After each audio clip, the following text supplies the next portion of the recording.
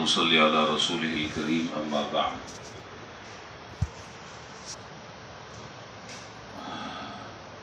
رمضان کے شروع سے لے کر اب تک عصر کے بعد مختلف دعاؤں کا، مختلف ذکر، مختلف اعمال اور اس کے علاوہ بہت سی دین کی باتوں کا سلسلہ مستقل چلتا رہا بغیر کسی تعطل کے۔ اللہ تعالیٰ اپنے فضل و کرم سے اور اپنی رحمت سے ان باتوں پر ہمیں عمل کرنے کی توفیق عطا فرما دیں، اور آئندہ جو زندگی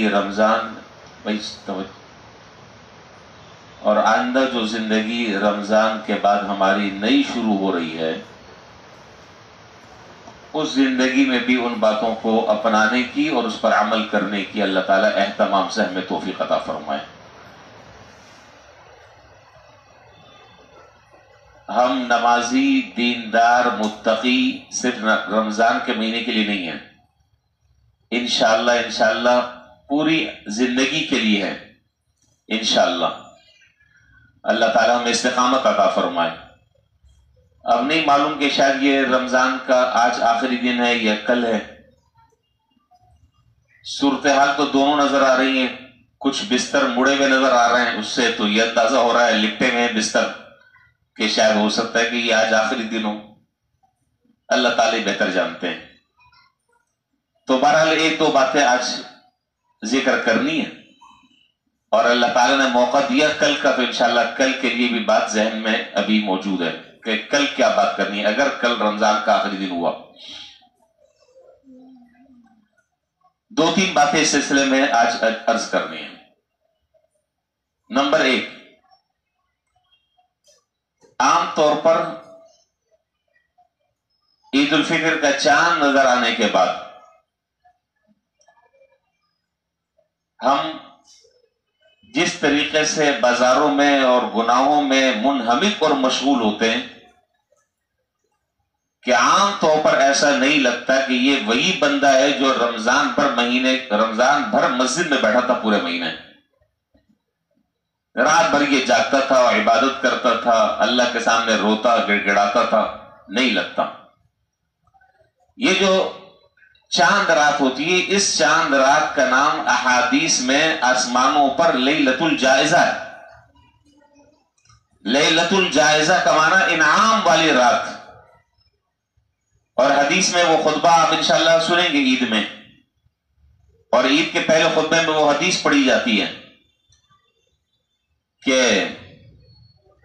اللہ تعالیٰ فرشتوں سے فرماتے ہیں بتاؤ اس آدمی کا اجر اور اس کا ثواب اور اس کی محنتانہ کیا ہے کہ جس نے پورے مہینے محنت کی، مشقت برداشت کی، تکلیفیں جھیلی، مجاہدہ کیا، صبر کیا، بہت ساری چیزوں کو ہمارے کہنے پر اس نے چھوڑ دیا۔ تو فرشتے عرض کرتے ہیں کہ اے حق تعالی جل شانہ، اس مزدور کی مزدوری جس نے پورے مہینے مزدوری کی ہے، محنت کی ہے، اس کی مزدوری یہی ہے کہ ان یوفى اجرہ، کہ اس کو اس کی اجرت پوری دے دی جائے، من غیر ان ينتقص من شیء، بجائے کچھ کمی کرنے کے پورا اس کا بدلہ اس کو دے دیا جائے۔ تو پورا مہینہ محنت کرنے کے بعد آج رات، تو اگر آج رات آخر رات ہوئی چاند رات، کہ چاند رات کو تو پورے مہینے پر جو عمل انسان کرتا ہے، جو اعمال اختیار کرتا ہے، جو عبادتیں کرتا ہے، اس پر اس کو اجر ملتا ہے، اس پر اس کو اس کے محنت کی اجرت اور مزدوری ملتی ہے۔ تو یہ بڑی عجیب بات ہوگی کہ پورا مہینہ محنت کرنے کے بعد ہم جب صلہ لینے کا وقت آئے اور جب اجرت لینے کا وقت آئے، اب جب اپنی محنتانہ وصول کرنے کا وقت آئے تو ہم روڈوں پر ہوں، ہم شاپنگ سینٹروں میں ہوں، ہم چائے کے ہوٹلوں میں ہوں۔ یہ چیز بڑی خطرناک ہے۔ اگر خدا نہ خواستہ، اللہ نہ کرے ایسا ہوا تو بڑا خطرناک معاملہ۔ تو اس لیے جہاں اتنی راتیں آپ نے جا کر عبادت کی ہیں، اتنی راتیں آپ نے محنت کی ہیں، تو ایک اور رات محنت کر لیں،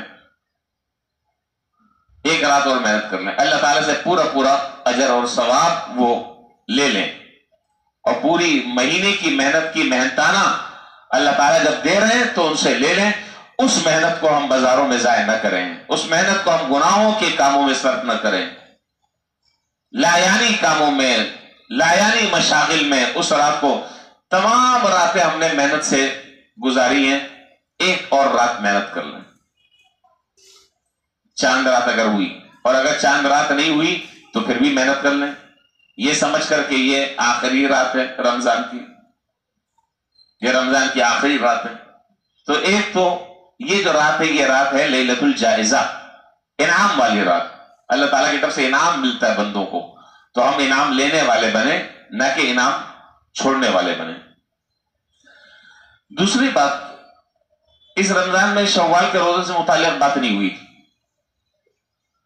تو اس لیے خیال ہوا کہ یہ بات بھی لگے ہاتھوں بتا دی جائے۔ حدیث شریف میں ہے کہ جس شخص نے رمضان المبارک کے بعد شوال کے 6 روزے رکھے، کوئی ضروری نہیں ہے کہ وہ 6 روزے تسلسل کے ساتھ آپ رکھیں یا وقفے سے رکھیں، لیکن شوال کے مہینے میں ان 6 کی تعداد پوری کرنی ہے۔ عید کے دن تو روزہ رکھنا حرام ہے، اس لیے کہ یہ اللہ تعالیٰ کی طرف سے مہمان نوازی کا دن ہے، اللہ تعالیٰ ہماری مہمان نوازی فرما رہے ہیں، اور روزہ رکھنا تو گویا کہ اللہ کی مہمان نوازی سے منہ موڑنا اور اعراض کرنا ہے، جو کہ گناہ ہے۔